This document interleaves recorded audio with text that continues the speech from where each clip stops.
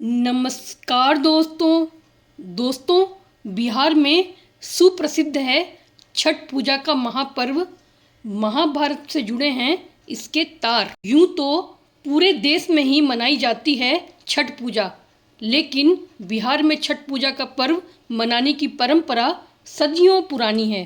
दोस्तों, ऐसा माना जाता है कि छठ पूजा पर षष्ठी देवी की विशेष पूजा अर्चना करने से सुख समृद्धि, संतान, धन वैभव, यश और मान सम्मान की प्राप्ति होती है।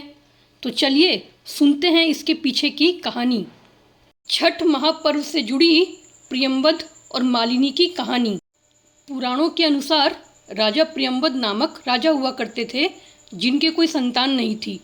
तब महर्षि कश्यप ने पुत्र प्राप्ति के लिए राजा के यहाँ यज्ञ का आयोजन किया। महर्षि ने यज्ञ आहुति के लिए बनाई गई खीर को प्रियंवद की पत्नी मालिनी को खाने के लिए कहा। खीर के प्रभाव से राजा और रानी को पुत्र तो हुआ, किंतु वह मृत था।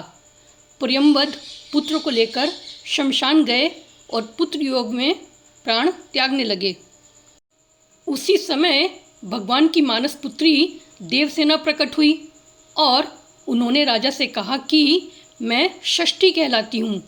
माता ने राजा को अपने पूजन का आदेश दिया और दूसरों को भी यह करने के लिए प्रेरित करने को कहा।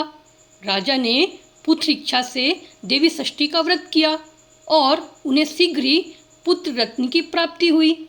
जिस दिन राजा ने यह व्रत किया था, उस दिन कार्तिक शुक्ल षष्ठी तिथि थी। तभी से छठी मैया के पूजे जाने की परंपरा आरंभ हुई।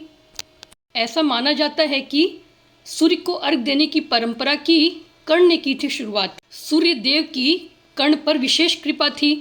कर्ण नियमित रूप से प्रातः काल उठकर सूर्य देव को अर्घ दिया करते थे। तभी से एक पर्व के रूप में सूर्य अर्घ देने की परंपरा आरंभ हुई। इसके अलावा कुंती और द्रौपदी के भी व्रत रखने का उल्लेख ग्रंथों में मिलता है। ऐसा कहा जाता है कि द्रौपदी के छठ पूजा करने के बाद ही पांडवों को उनका हारा हुआ सारा राजपाट वापस मिला था। श्री राम और माता सीता ने भी रखा था यह व्रत। रामायण में भी छठ पूजा का वर्णन मिलता है। दरअसल भगवान राम सूर्यवंशी कुल के राजा थे और उनके आराध्य एवं कुल देवता सूर्यदेव ही थे। इसी कारण से राम राज्य की स्थापना से पूर्व भगवान राम ने माता सीता के साथ कार्तिक शुक्ल षष्ठी के दिन छठ पर्व मनाते हुए भगवान सूर्य की पूजा विधि विधान के साथ की थी। तो दोस्तों, छठ पूजा से जुड़ी हुई यह जानकारी आपको पसंद आई कि नहीं, हमें ज़रूर बताएं। धन्यवाद दोस्तों।